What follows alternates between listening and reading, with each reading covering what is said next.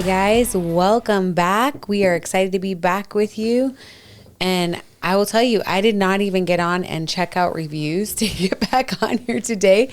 But if you have not left a review for us yet, this is such an easy, free way that you guys can support us. We would love to hear from you. This summer, we have gotten messages on Instagram and on email and various other ways just from so many of you. And we appreciate each and every story that you guys are willing to share. The feedback that you give us is so valuable to us. And we appreciate each and every one of you, but we are excited to be back. Yeah. So we are actually doing what we always say that we're going to do, which is recording in the summer and getting ready for our fall, which we know is going to be crazy busy, but we don't want to just get way behind. Yeah. Because we know basically all of September we are going to be unable to record without a lot of... I don't think we'll be able to at all. Yeah. So we're trying to get ahead of the game, and I'm like super proud of us that we're making it happen. We're at least have this one episode done and ready. But the reason I wanted to record was because, you know, we've been doing a lot, and some of this stuff, you know, as you guys know, when it's fresh in our minds, we share with you guys, and there's some things that are fresh in our mind right now, and I want to be sure that we get a chance to share with you all while it's still very fresh in our minds. So we just came off 2 really big events pretty consecutively, which is I feel how the Lord has been doing this to us lately, just like stretching our capacity. You know, it's like we'll have like something major and then like another big thing happening pretty quickly. Yeah. But we had a really unique, like really miraculous opportunity. We went to Guatemala for a week. We got to build a home with Casas for Cristo. And we weren't expecting to be able to do that all. So it was really like God opened some major doors in order for us to be able to do that. And then we were gone for a week, and we can talk about that week a little bit, but then we come back and we were home for not even 5 days. And then we went to youth camp. Yeah. Which, for those of you who don't know, is what we volunteer to do at our church is youth. And we love it. Yeah, it's good. But it's kind of just unique in the fact that that's been like our little corner over there. Obviously, we've done marriage events and stuff over there too, but we've really invested in the youth, and it's given us some unique perspectives for sure. Absolutely, yeah. So the week in Guatemala, what was your biggest takeaway from that time? I like to throw questions at Brad. You all know that. Especially in the beginning to get him like fired up. It's like this whole time I've been talking, I've been making sure I keep talking because the entire time Brad's been adjusting his mic and headphones. They feel weird. I'm thinking about taking my headphones out. They just feel weird. They feel weird? Yeah. I don't know. You're just feeling thrown off. The right one feels weird. And so. Interesting. I know. Well, I mean, it was your first build, so I'm sure you have more takeaways. It was a different build for me. I think, I don't know. I really don't. I mean, the takeaway is always, you know, how you see the families and, you know, the community come together, and that's a huge, huge part of the build itself. I guess I liked how the whole group from church was just, because you're a church group doesn't mean you're, you know, representing Jesus well. Yeah, that's 100%. That's 100% accurate. It does not mean that at all. And so I thought this group did exactly that. Yeah, I think so too. I had made a comment because we had a hard time getting to Guatemala. Everybody, like the flights were canceled. Yeah. We had to get a hotel. We had to, it was just a lot. And then we were a day late, basically. And so the builds, they begin, you have to start them on a certain day. And it's very organized and laid out. Like, this is how you have to do it in order to finish. Because you're only building for 3 days. So it's just like, it's very systematic. Yeah, it has to be. You have to get these things done. And so we're a day late. People, there was 3 people, their luggage didn't show up until Thursday. Yeah, so like 3 days after we've night. been there. I think it was Thursday night. They finally got their luggage, and we were leaving. I think they got it Wednesday night. Was it Wednesday night? No, it was Thursday night because we left Saturday. Yeah, and we left Saturday. So Yeah. I mean, that just everything going on. Everybody was very just kind of not go with the flow because everyone was making things happen, but just adapting. Yeah, And going. that was And I didn't hear. great. I had mentioned, that I didn't hear anyone at least out, in public complaining. And then someone was like, "No, I never heard anyone even in their rooms," because you share a room with a bunch of people, and like they didn't even hear people in the rooms complaining or anything. Just everyone was just kind of like, Which "We're just- here to do something." Side note on being adaptable. This is a great trait for you to have in your marriage. Yeah. I mean, like, because Yeah. it really did make all of these experiences, which could have been, the biggest focal points of this build, right? These Yeah. stressors. And instead, that ability to be adaptable and pivot and be able to look at circumstances in a different way. Yeah. And to see how God orchestrated even the obstacles for his glory. Yeah, I mean, even so I got a text from one of the guys so Lisa and I were flying out, and crew, a good friend of ours was able to get crew on, Which is our on the youngest. plane with us because everything was all messed up, and we were on 3 different flights out of Dallas. One group wasn't gonna get there till Tuesday. It was just this mess of nonsense going on, and a friend of ours was able to get crew on the flight we were going on. We were going to be the first ones out Monday morning, right? Because we flew out Sunday. So Monday morning from Dallas, we were the first ones out. We get to the airport, get checked in, and it went smooth. I mean, like, we got dropped off at technically the wrong terminal, and it was empty. And the lady helped us out great. Like everything was just going smooth. FYI, if you work in an airport, man, you can make or break someone's experience by just the amount of effort. Stories further that give good examples for that. But no, just everything went so smooth, went through security smooth, everything. And we're sitting there having coffee, and then the rest of the group is having breakfast in the hotel, at the hotel breakfast area. Side note, we were all supposed to arrive in Guatemala on Sunday. Yeah, Sunday night. And So this is already Monday. Yeah. So they're all there having breakfast. And our friend, again, I'm real close. Well, we're close friends. I'm real close with her husband. And she texts and she goes, "Hey, I guess she just was looking." Yeah, she which just was went out of her way. amazing. Yeah. And she's like, "Hey, there's 11 seats opened on your flight. Do you want me to get more people on there?" And I'm like, "Absolutely, but let me get you in contact with the group because I can't do Can't this be the back and middleman forth, for right?" this. Yeah. So then we sent that out, and people are sitting there having breakfast, and next thing they know, they're rushing up to their hotel rooms, packing as fast as they can, getting their passports to get the passport information to our friend, to get the flights changed, and then no shuttle service, which, come on, Marriott. The shuttle was sitting in the parking lot, but, get 30-minute rotations. It was a little ridiculous. But so they call an Uber for one group, that group gets, and then by the time the next Uber's about to arrive, the shuttle's ready, and it's just this God mess. orchestrated a bunch of little He details did, in this. because our flight, when they switched flights, it was, she told them, "You need to leave the hotel within 10 minutes. You need to go now."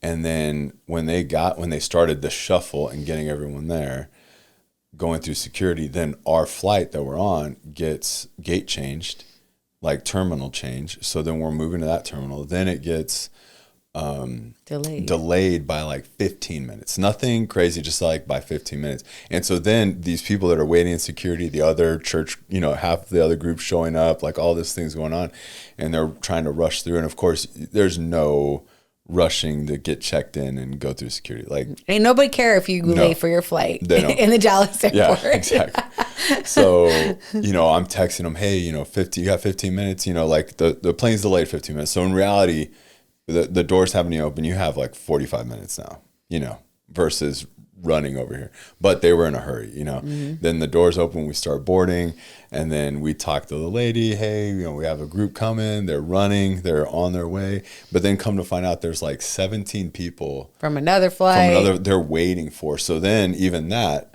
was like, we're just boarding, sit down, hello, just chill. We're waiting for all these people to board. And so it all worked out. The coolest part of that story to me is here we are delayed. And I just think this is such a good reminder that so often in delays and difficulties, it's so important to remember that God is moving in ways we cannot imagine and fathom. And, even as this is going on and they're scrambling in Guatemala now because there's 2 builds that are supposed to be starting, is this school where a teacher is teaching young adults English. She gets involved and brings all of her students to build a foundation on that Monday morning. Yeah, they had a connection with Casas. Yeah. Found out they needed help. Then so Monday they all morning, show up. They show up because... So if you haven't done a Casas build, which anybody listening, you can do it. Yeah, with your church. You don't even have to be with your church. Like you can call Casas and say, I want to do a build, and they'll put you in with a team. Like you can just do it on your own. Yeah. It's an amazing experience. Great organization, great people that work for them, like awesome. What they do is that first day that you show up to the build, there's just a blank, piece of land. And you have to clear it out, and you have to build the forms for the foundation, and then you have to dig the footers.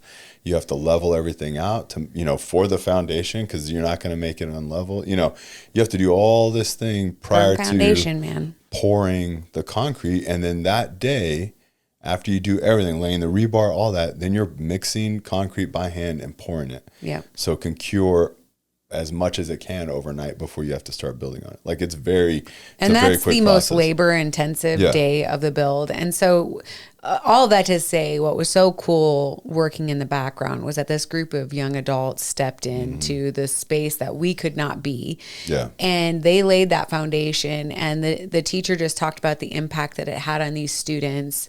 Most of them had never heard of this ministry within their community. We had but one of them had actually had a home built for his family 10 years before that, which is unbelievable that he then got to participate in one. And we got to be a part of the 800th build in Guatemala. Anyways, we're trying to catch you guys up, but also just so that you guys see glimpses of Jesus in the moments in life that you see as an irritant and annoying and frustrating. And the adaptability. I was saying all that because there was one guy that boarded the plane, and he texted me. I can't even remember exactly what it was, but it was basically like, well, wasn't expecting that, something along those lines. And because that group was going to leave Tuesday morning. They got on the plane Monday, right? Monday morning, they were going to leave Tuesday morning. So I just texted him back. I was like, I can't remember exactly how I worded it, but basically, this is the world I live in. Like, whenever we've had to travel or do all those things, it's all about adaptability and being flexible. Like, you have your whole mission plan, which our whole mission plan was to get how many people? 28 people down to Guatemala to build 2 houses. Like, that was the full mission. Now, from A to B, like from not being there to building the houses and being completed, like however we got there, lots of pivots. That was how you get there. You don't you just kind of roll with it and just keep, making things happen. And represent Jesus in the middle of those things. And I think that is what was huge. So cool is that everyone did. There was times where the Holy Spirit was like, don't open your mouth, Brad. Don't say it. We're like, we land in Dallas and we're getting our luggage and there's 4 pieces missing. And I'm like talking to the lady and shout out to Angel, youth pastor, JT, our pastor. They were right there with me. And I'm talking to this lady and I'm like, where are our bags? And she's like, they're in the other terminal. And And I'm like, great, let's get him. She's like, nope. And I'm like, Holy Spirit's like, Brad, let it go. Let it go. Don't say it. So I'm like, what do you mean? Here's another side note for you on marriage. Learn to listen to that still small voice, because there's a lot of times where we do not have to say the things. Nope. What? No when to speak, when not to speak. 100%.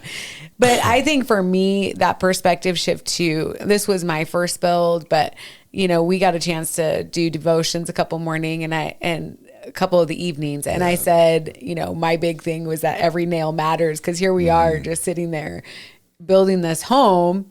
And as a woman, I'm getting almost frustrated at the level of effort required to put a nail for me to put a nail in versus, let's say, you or any other man or my 14-year-old son next to me. Yes. But I'm just saying, it's like, and I sitting there just almost frustrated by it. But I was so reminded about the body of Christ and how every nail, every part matters, right? Like eventually all of these little pieces coming together created this home for someone. And I really do think it was such a unique opportunity for us to see how God designs the body of Christ, that from the small nails that we're working on to the roof, to the foundation, to these monumental things that are building this home, some of them get more attention than others, right? But they all together are needed to actually have that strong home. And so that was very important to me. And then also perspective, like here I am. I mean, there is nothing that will give you greater perspective than going and seeing how other places, other people live their daily lives and live it happily, joyfully. Right? No complaining. No, here, all of these bathrooms are just a curtain outside, and it's like, no one's complaining. No. All these kids are running around with joyful smiles. They're so excited that there's anyone there that's doing this thing. All the women are cooking over open fires outside, and it is humbling. I just looked at these women. I'm like, man, these are strong women, because they're surviving. And I mean, they're surviving, but they don't look at it like that. No. But I mean, just what the necessity for daily survival there, the effort is so much greater than anything we could even fathom in the United States. And I'm so humbled by it. And I also respect it so much, to all the effort it takes to feed your family, to just do your daily tasks. I just respect it so much. And I think it's a good reminder for myself. It's a good reminder for me as my daughter's in Argentina and just having to navigate what that looks like, living in a different culture and handling things very differently, because I want her close. I want all these things. It's like, it's like God just reminding me, that He is the God of the nations. He is the God of the nations. And I think there's a greater level of connection that so many people in other countries get to Jesus, as far as they don't have all of these distractions that we just place in between us and God all the time. Yeah, I agree 100%. I mean, it's weird coming back. I've done, I don't even know how many years in a row. I've done a few 3 builds. at least. Yeah. I think I've done 5 total, and I love going every year. And coming back is always not a shock, because you know what you're coming back to, but there's always like an adjustment coming back, because everything's goes back to this routine of, I can't imagine what it's going to be like for our son when he gets back from Africa. Yeah. I think he's going to have probably a hard time transitioning. Sure. I mean, we go over there and, all the meals are being cooked over an open fire. I come over here and I'm frustrated with my water dispenser that's not dispensing cold enough water, and I'm just like, it's just like one of those things that you're just like, oh my gosh, like the amount that we have to be grateful for. It's a perspective shift in the sense of like, yes, we as Americans or we as first world, nations, you can get frustrated over things like that. That's totally fine. That's just life. But it's frustration versus being unthankful, right? Or it's like, okay, I'm frustrated. We have a water dispenser and it's not really working right now. Yeah. It's not a huge deal. It's just a little frustration where it's like, oh, well, I guess that's broken or whatever, we'll have to figure out how to fix it.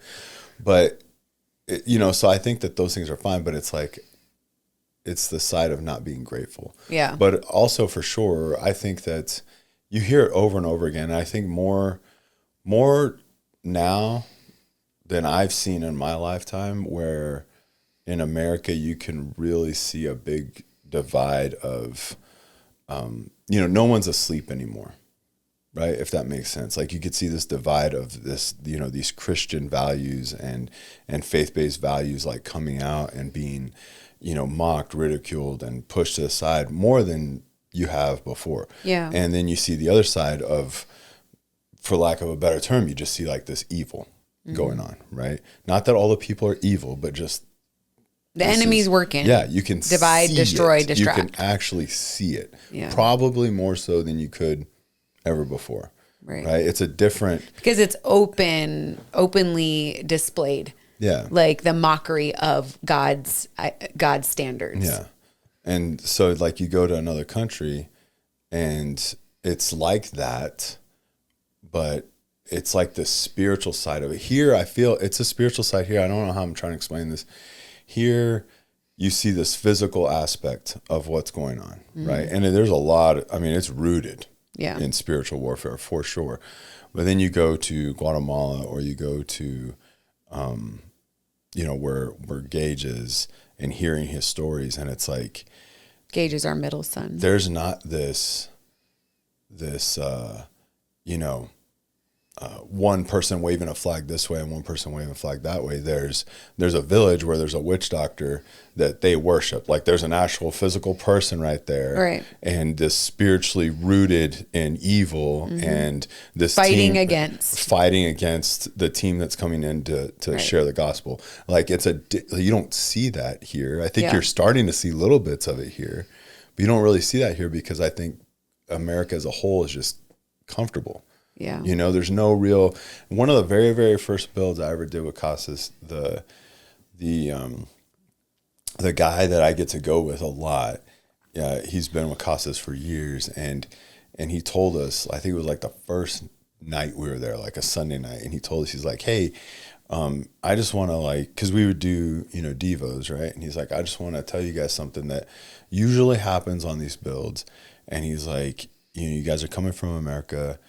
Really, in general, the enemy, operates differently here, right? Doesn't really have to, flip on your TV, it's like social media. It just keeps you busy.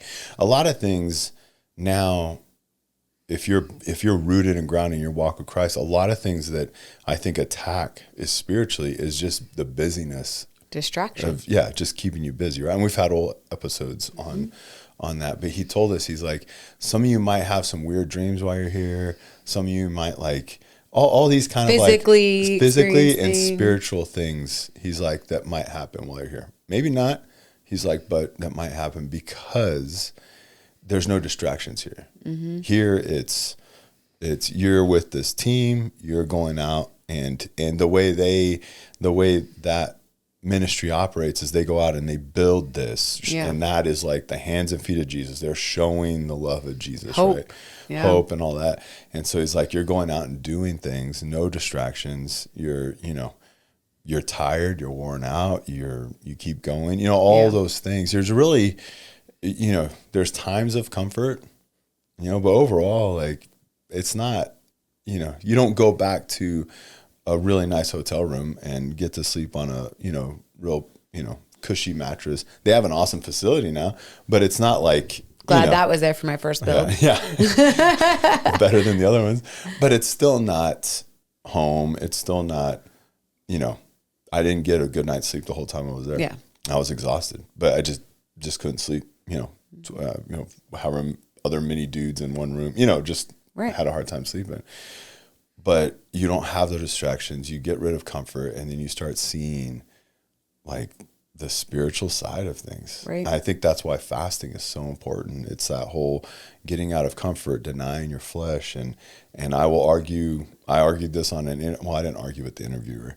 I was interviewed the other day on another podcast, and I said, when you're fasting, I was like, not the social media fast, not this, Daniel fast, I'm only going to eat veggies, not water, all these different kinds of fasts. That's not what it is, because you're still giving your body calories that it needs, right? Your body doesn't need social media. It doesn't need TV. It doesn't need those things, because it doesn't need it to live, right? You might be addicted to it, but it doesn't need it to live. Yeah. But you need food, and denying yourself caloric intake, I think that's what fasting is. Yeah. And the guy was like, it could be one meal, and you're right, 100%. It could be one meal, it could be two, whatever it is.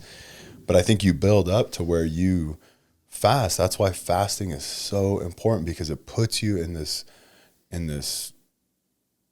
spot of, you're not going and grabbing a snack, you're praying and you're seeking answers, maybe, or maybe you're just praying to be with Christ, just to have conversation, just to sit there and be thankful, but you're denying what your body wants. Think about it when you're hungry.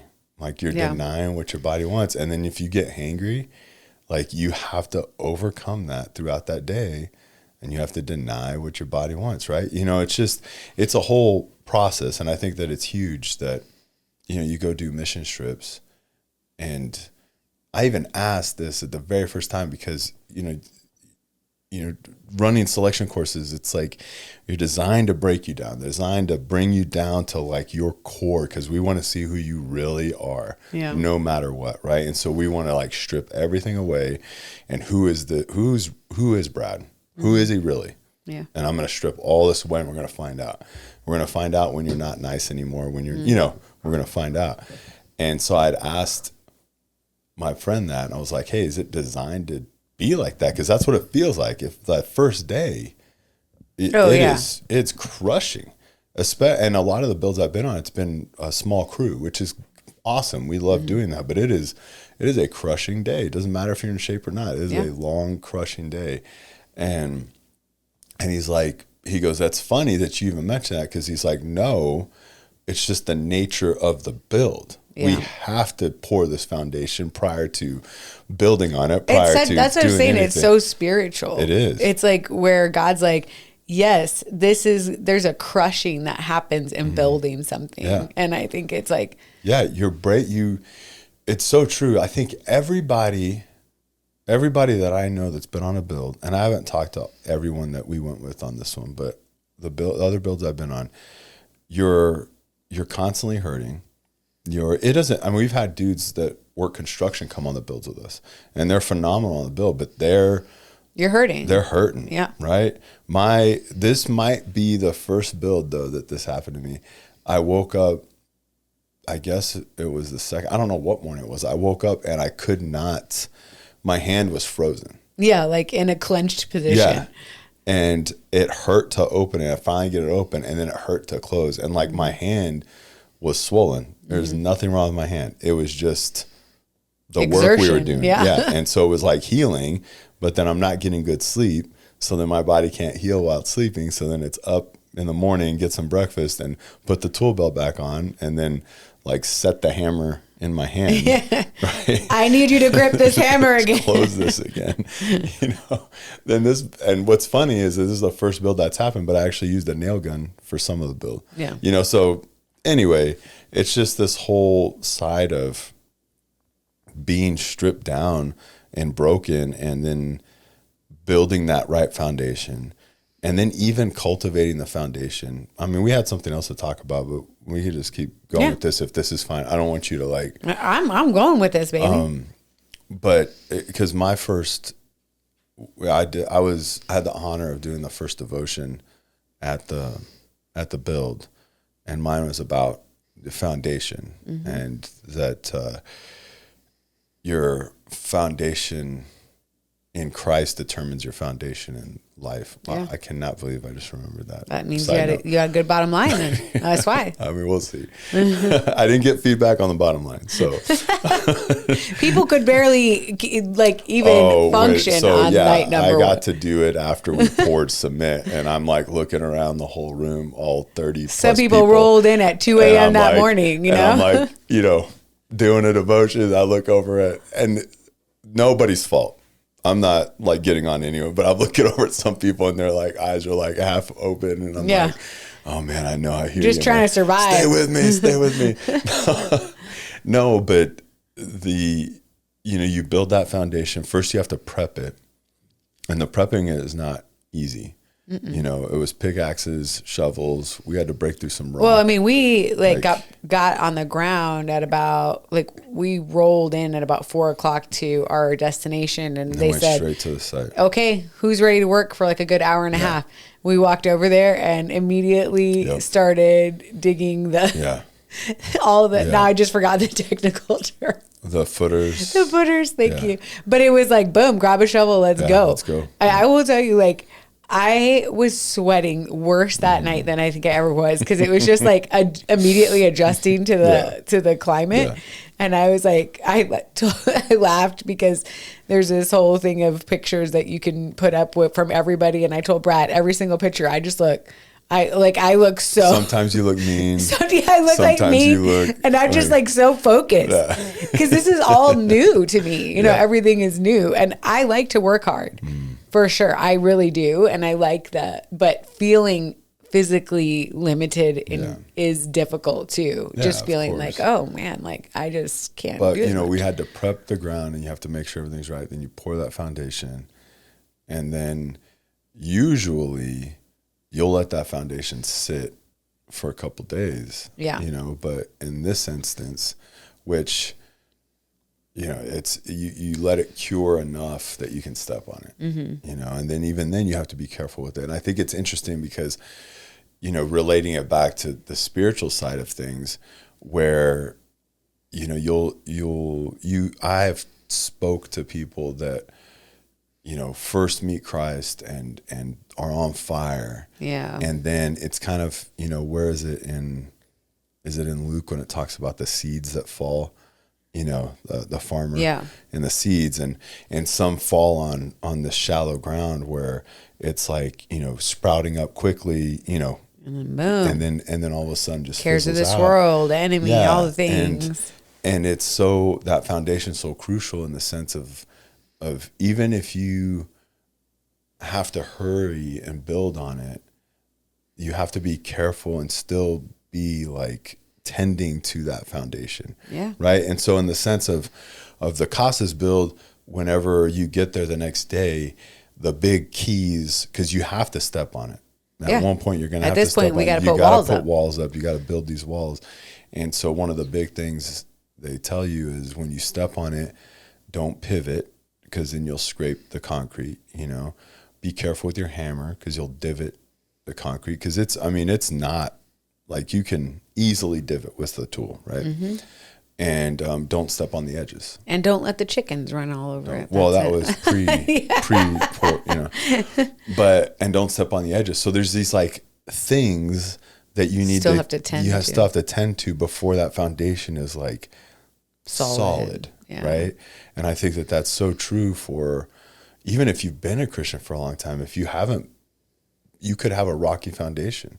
Mm-hmm. I mean, look at our story.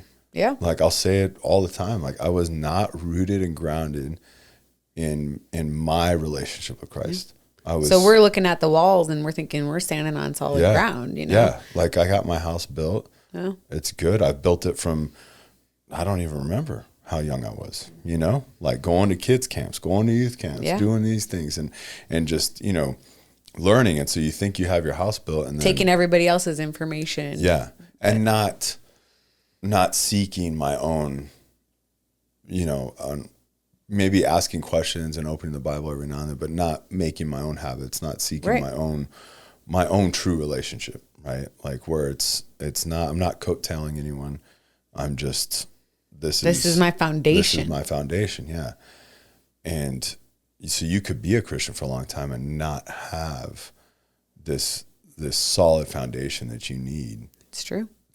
To go through and you'll find out when a storm comes. Yeah. And you don't want to, right? Like and that's why even I think to this day, the habits that you form with your walk with Christ, the intentionality you have behind it, your readings, your devotions, your prayer, your fasting, all these disciplines that come with pushing forward your relationship with Christ, you have to keep doing that. Yeah. Right? Like it's not, I can't build this foundation and then go like, okay, I'm good. Mm-hmm. And then neglect everything else. Right. And expect that foundation to hold up to anything that comes. Right. And it's just, and all the things that hurt your walk with Christ, and this goes, so, I mentioned earlier, my biggest takeaway was from the team was just they're not complaining, right? But I will say this, not that anyone complained. I'm not giving a negative. But what I would have loved to find out, I mean, I could still find out, is how many people doubted that we were going to be able to get there when we needed to get there, right? Mm. Like we already knew we couldn't get there Sunday night. But, at the airport in El Paso, executive decisions made to get to Dallas, right? Let's at least get somewhere, right? And so we get somewhere and then we're like, nope, we're stuck in Dallas. We got to stay the night kind of deal. But then how many people doubted? Like, okay, well, I guess some of the team will be there Monday, some going to be there Monday night, some will be there Tuesday. Like, how is this even going to, how are we going to build? Mm-hmm. Like, how it was 2 houses. Right? How are we going to do these 2 houses? How, like, this is what we signed up to do. Everybody that went, paid money, right? Their own money. Invested in doing this, invested in everything they're doing. And now, that doubt had to have crept in to multiple people. I know it crept into me. I'm like, I have no clue how this is going to happen. I'm just kind of like, I'm helping plan and pivot, but I'm like, what, how is this even going to? I so love how God allows us to doubt, mm-hmm. By allows, I mean, it, uses it, takes our doubts and shows us his power. It's like, you think of, poor Thomas has such a doubting Thomas gets his, the one thing that he questions, Poor dude. For the rest of his life, it's just you're doubting Thomas, It's like, as they write that down, doubting Thomas. But it's like with this poor guy, he dedicated his whole life, and in a moment, it's just like, I'm going to need more than this. Mm-hmm. But Jesus met him there. Yeah. He's like, go ahead, put your hand in my scars, Watch. And it's like, I feel like that's just what Jesus does over and over. Is like, okay, well, I understand. Like, you're doubting because in your human mind, this makes no sense.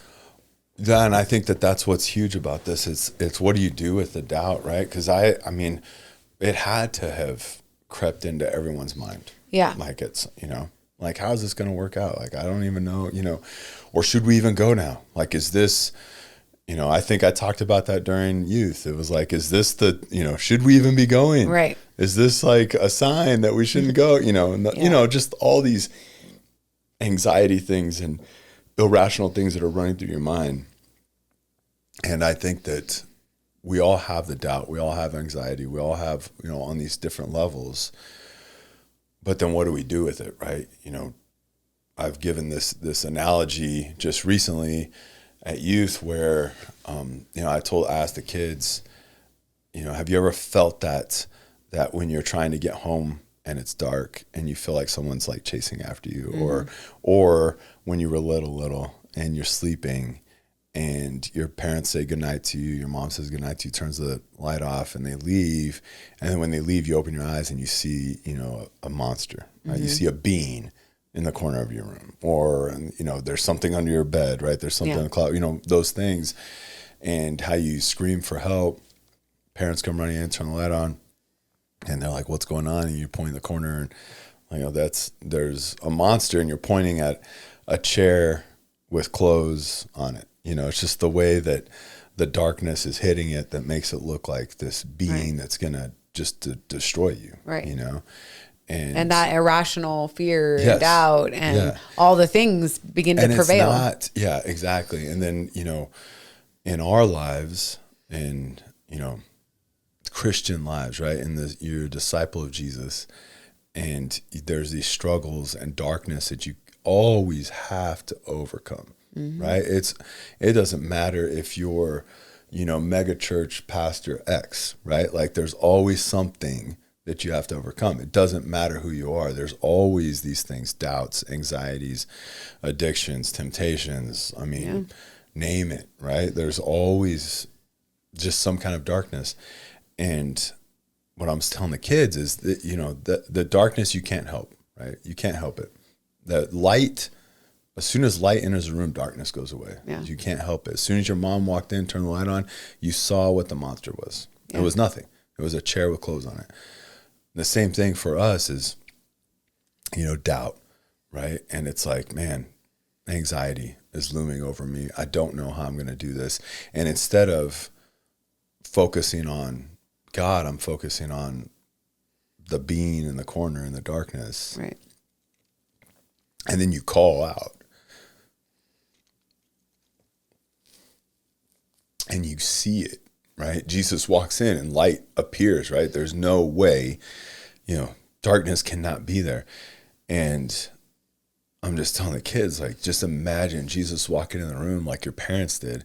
And then I could just see him like putting his hand on your shoulder and going like, look, it's just doubt. It's just anxiety. It's just, name it. Whatever your monster is, with Jesus, there's a big, like, it's just in front of it. Yeah. You know, and I don't know, I was really trying hard not to minimize, you know, panic attacks, not to minimize these things. I know that they're real. Yeah. And so I don't want to come off as like, oh, you don't experience any of these things. You don't, and I don't. I have never experienced a panic attack, but you know, you don't experience the heaviness of all these things. That's why you could just say it's just. But what I'm getting at is like, it is a just in front of it with Jesus. With Jesus. Yeah. And that's a huge thing. Like this, like, okay, the doubt, you know, in our trip was canceled flights, lost baggage, literally people telling us, it's impossible. We cannot get your bags today. You know, like it's just all these things going on. And you take a step back and it's like, what's the greater mission? We're going to bring hope through another ministry to a family that needs a concrete floor. Yeah. Right. Like that's basically what it is, right? Like, let's get to the like really nuts and bolts of what's going on. It's a family that lives on a dirt floor with curtains everywhere, and we're giving them a concrete floor with 4 walls and 2 and 3 rooms inside, you know, and electricity. Like that is what's happening, you know, and that's the big mission. That's what we were going to go do. And you're facing all these monsters at every corner, and it's anxiety, and it's doubt, and all those worrying and everything that comes along with it. And then you just take a step back and pray, and all of a sudden it's like, it's just light. It's just a coat in the corner on a hook. That's all it is. It can't hurt you. Like the doubt, the anxiety, the temptations, the addictions, all those things. When Jesus enters the room, it can't hurt you. Now you still have to deal with it. Right? Like, you know, there's, you know, as a person, I walked through a lot of temptation. I still had to combat that and face it and put things in my life to get over it. And to, you know, if you're an alcoholic, there's things you have to do to do that. But ultimately you decided to follow Jesus. You decided to believe in him and lay everything down and all those things. Then it can't hurt you anymore when you focus on him. You know, when you invite Jesus' power into it. Absolutely. It's like, that's like, what it is. It's nothing with Jesus' power. Like I was listening to I'm horrible with names. I agree. Preston. I think it is. I think it is Preston Morrison. I just knew you were going to say that. So I was listening to him, and he was talking about insecurities, and man, that because I deal with insecurities all the time. Like it's just my life, right? Like it's always like name some kind of insecurity. I'm 100%. I've dealt with it or dealing with it, right? And I heard him say this, and it was just so convicting. And it is this a monster in the corner, right? That I'm always worried about. And he's like, insecurities, I'm going to mess this up, but he was saying that's when you start focusing on yourself instead of focusing on God, right? And I was like, oh, that's so true. Mm-hmm. Like, man, I mean, that's what insecurities are. It's a focus on yourself, right? You know? And at camp, like we're talking to these kids, and they're dealing with like things that I didn't deal with when I was that young. Yeah.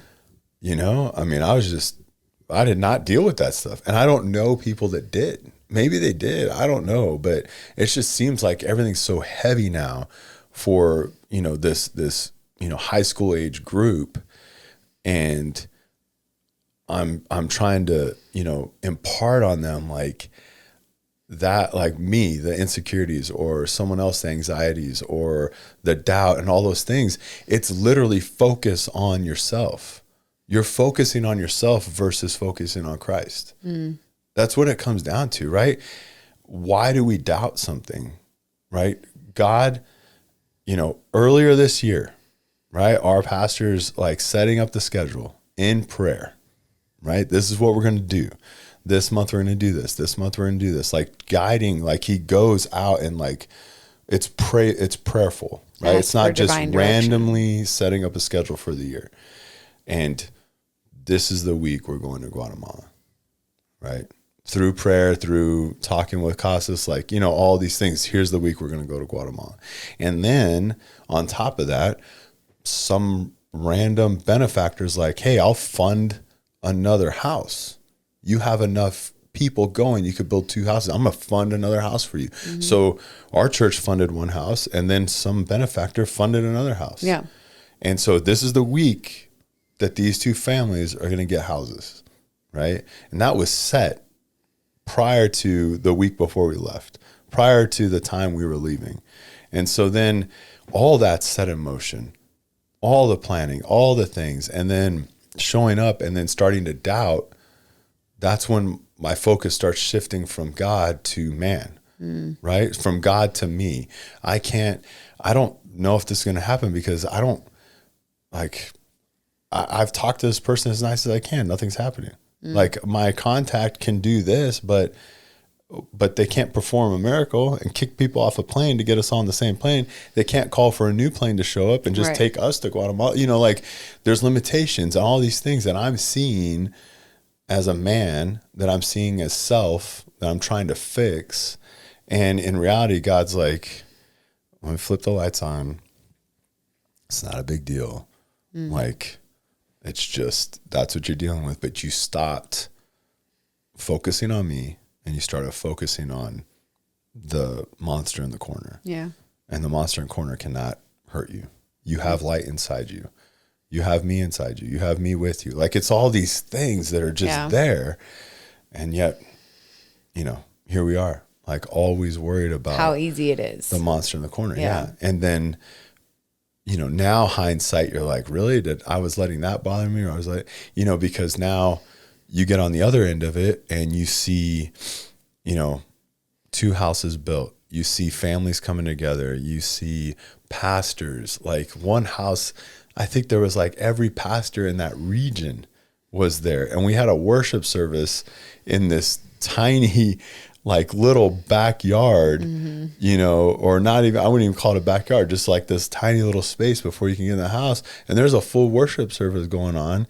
And the family's just beside themselves, you know? And it's like, this is, you know, this is the love of Jesus. This isn't because, you know, 20 Americans showed up. This is because those people answered a call, right? The church pushed, set funds aside to go build a house, to go do these things for people you don't know. And then they go do it. And at the end, you just see a family that's that much better because now they have a house. And it's so cool how Jesus works that way, where it's like you go with the intention of having impact on someone else's life, and ultimately it's impact on yourself. Absolutely. And that's just how Jesus works over and over again, is like, okay, when we extend ourselves physically, spiritually, mentally, with the mindset of giving God glory, with the mindset of like, this is for Jesus, it ends up being this thing that comes back on, in this double portion upon yourself. Yeah. Really, it's just, and this isn't monetarily, nothing like that. I'm saying it's like you get a new set of eyes to look at your life through. You get a new perspective shift on the things that we allow to be such big things, the darkness in the corner, right? You get a new perspective on who we serve and how big he is and how he moves in ways we could never imagine. No. It's really unbelievable. And I do really feel like a very specific visual perspective on how God wants us to build our life and the body of Christ. It's like, it's just very real. I don't know, our son doesn't know this, but when he gets back, like he's getting on one of our episodes. For sure. I actually, this next episode I want to just talk about some of the things that he shared. Cause I want to hear like what has gone on and what he experienced. And that's not for everybody. No. And even, I would say the Casas stuff is more so for everyone. I think that you can just look a week out of your life and look them up online and figure it out. And I think you just pull the trigger and do it. And they have teams that don't know each other all the time, but if you can't do that, like you can do things here, you can, whatever it is, you can help here too. It's just, Absolutely. Get this full, perspective or this new mindset. I don't know if it's a new mindset. I just feel it more and more and more where, like I even told the kids at youth, like we're not to be passive Christians. Like you shouldn't be your quote unquote average Christian. Like you should be like, what has God done for you? Like share it, share it with everyone. Like just, reach out, like your community, your city, whatever it is, like just share what Christ has done for you. Like stop sitting on the sidelines. And, these are easy ways. Like I gave this is a great easy way to not sit on the sideline is sign up for a build. Yeah. I mean, that is like, but there's also things that churches do in communities that you can sign up for and help. 100%. And it's just a way of like, I don't know, or I'm not comfortable to talk and to speak or whatever it is. And it's like, okay, well, you can do things with your hands and feet. Absolutely. And you don't have to be on the sideline. I mean, it's little connection points. I think that God gives us opportunity to pay attention to all the time. And I had talked as well to the girls over the weekend about this aspect of, do people see a light in you without you ever saying the name of Jesus? Like, because people should see something different about you. Oh yeah. Yes, you attribute it to Jesus the moment you get a chance, right? But do people see in your life there's something different? Yeah, it's not, I don't want people to see me as different. I want them to see Jesus through me. Yes. And I love that. I to the point of, if there's darkness, I want that person uncomfortable when I'm in the room. Right. Not because I'm me, Brad, in the room. But because of who's in you. I follow, right? Like that's why, like, I love that. I've just thought of, thinking about that. It's like, man. Yeah. Demons believe in Jesus. Absolutely. They know the authority that is around. In the name of Jesus. They know probably more about the Bible than you know. Yeah. Yeah. 100%. So it's that is not the issue. Is like, there's a lot of people who claim belief in Jesus. Well, so do demons. Yeah, exactly. But are you following Jesus? Yeah. Do you stand on the authority of the name of Jesus? Do people see Jesus in you? When you walk into a space, does darkness flee because light is so bright in you? And that is something that each and every one of us is God, just display, let me shine so brightly for you. Right. That darkness has to flee, that the light switch comes on every time, right? That we get a chance to look at Jesus. Yeah. We're looking at Jesus, and that means, we're going to get uncomfortable. That means it's going to be this element of stretching our faith of,